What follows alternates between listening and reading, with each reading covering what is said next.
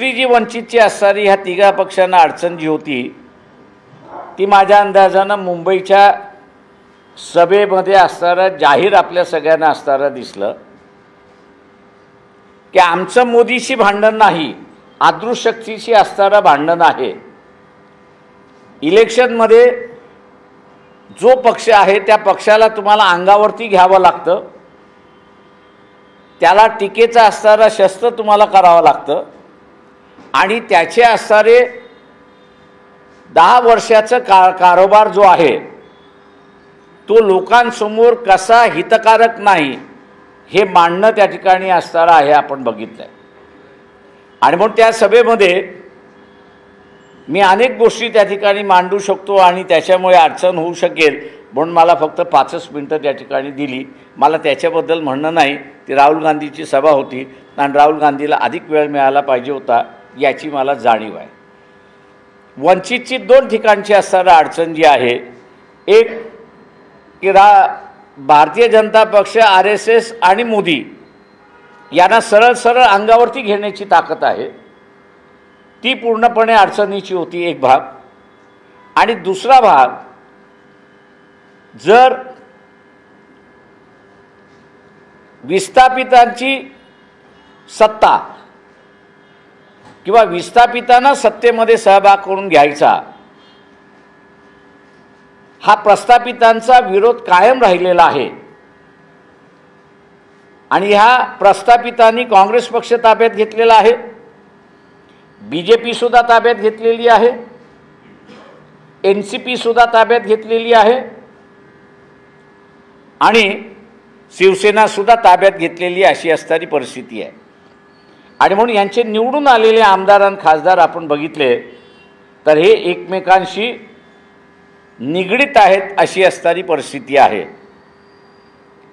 ज्या उमेदवारांची नावं 4 मतदारसंघामध्ये आम्ही आपल्याला वाचून ओळख करून दिलेली आहे, हे सगळे विस्थापित समूहातलेच उमेदवार आहेत। आमचा आग्रह असा होता की ह्या विस्थापितांना आपण बरोबर घेऊन त्या ठिकाणी सत्तेमध्ये गेलं पाहिजे, पण दुर्दैवाने आमची असणारी कन्सेप्ट ही मान्य तर झालीच नाही, पण त्यांच्यामधली भांडणं मिटली नाहीत अशी असणारी परिस्थिती आहे।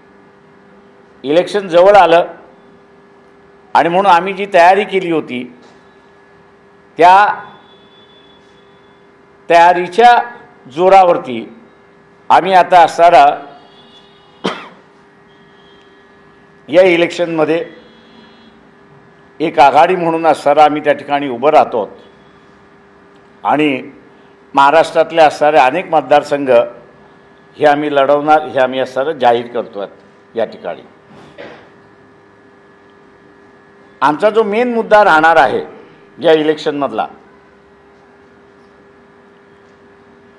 तो म्हणजे हा जो इलेक्टोरल बॉन्ड आहे, आम्ही म्हणत नाही आहोत,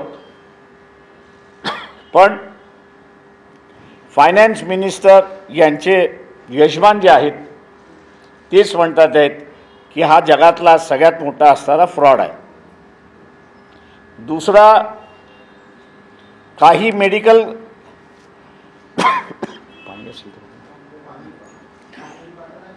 मेडिकल कंपन्या ज्या आहेत ज्यांच्या औषधं बॅन केली होती, डोनेशन दिलं बॉन्ड मार्फत, ती औषधं पुन्हा बाजारामध्ये आली। तिसरा जो आहे तो त्या ठिकाणचा आहे की हुकुमशहाला असणारा या ठिकाणी जन्म दिला जातोय आणि त्याच्यावरचा असणारा शिक्कामोर्बत आता असणारा सुप्रीम कोर्टाने नोटबंदीच्या संदर्भात केला आहे की जिथे फायनान्स मिनिस्टरला सुद्धा ह्याची जाणीव नव्हती आणि एका दृष्टीने हा इल्लीगल डिसिजन आहे असं सुप्रीम कोर्टाने त्या ठिकाणी मांडलेलं आहे। तो इल्लीगल डिसिजन असल्यामुळे पुन्हा ज्या जुना नोटा आहेत त्या चलनात येणार की न येणार याचाही इश्यू त्या ठिकाणचा आहे।